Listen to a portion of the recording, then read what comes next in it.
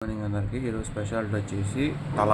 అంటే ఇప్పుడు మనం తల ఎందుకన్నానంటే చెన్నై సూపర్ కింగ్స్ సిఎస్కే దానికి ఇప్పుడు దాకా కూడా కెప్టెన్ ఉన్నారు. 2008 నుంచి ఇప్పుడు వరకు అంటే 18 ఇయర్స్ కెప్టెన్ ఉన్న తల గారు ధోని గారు అనమాట.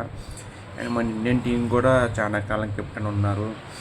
ఫస్ట్ సచిన్ టెండూల్కర్, వివిఎస్ లక్ష్మణ్ టైంలో యాడ్ అయ్యి ఇప్పుడు దాకా కూడా ఉండి ఇప్పుడు అంటే మారారు. తర్వాత విరాట్ కోహ్లీ వచ్చారు, తర్వాత రోహిత్ శర్మ, రకరకాల వాళ్ళు వచ్చారు.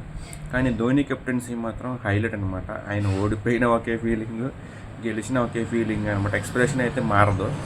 ఎందుకంటే ఆయన కెప్టెన్ కూల్ అని పేరు వచ్చింది. కొంతమంది కెప్టెన్స్ ఉంటారు, వాళ్ళు ఓడిపోయారు అనుకోండి, వాళ్ళ ఫేస్లో రకరకాల ఎక్స్ప్రెషన్స్ కనిపిస్తాయి. కొంతమంది గెలిచారు అనుకోండి, ఇంకా రకరకాల ఎక్స్ప్రెషన్స్, రకరకాల వేరియేషన్స్ కనిపిస్తాయి.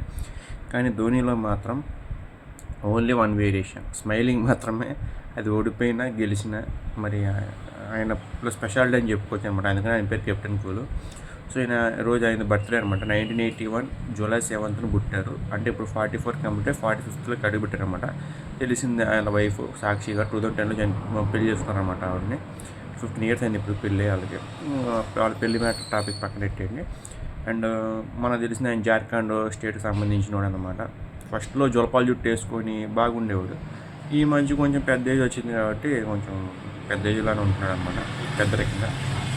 కాకపోతే ఇంతకు ముందు ఆడినంత క్రికెట్ షాట్స్ ఆడతారు. మొన్న ఐపీఎల్ మరీ డిసప్పాయింట్మెంట్ చేశారు ధోని గారు. చెన్నై సూపర్ కింగ్స్ అట్టడుగు స్థానంలోకి వెళ్ళిపోయిందంటే ధోని గారి ప్లేస్ కూడా ఉందని నేను అనుకుంటున్నాను. ఎందుకంటే ఇన్ని సంవత్సరాల నుంచి Chennai top 2, top 3, top 4, top 5 ప్లేసెస్లో ఉండేది. పోయిన ఇయర్లో మరీ దారుణంగా టాప్ 10కి వెళ్ళిపోయింది. ఉన్నదే 10 టీములు, అందులో 10కి వెళ్ళిపోయింది అనమాట. అది మరి టైం విఫలమా, లేదంటే ఈ ఆడాలనుకున్న ఆడలేకపోయాడా, ఏజ్ ఎఫెక్టా, మనకైతే తెలియదు. ఆయన పర్సనల్ అది ఇదనమాట. సో హ్యాపీ బర్త్డే ధోని గారు. Wish you many more happiness of the day.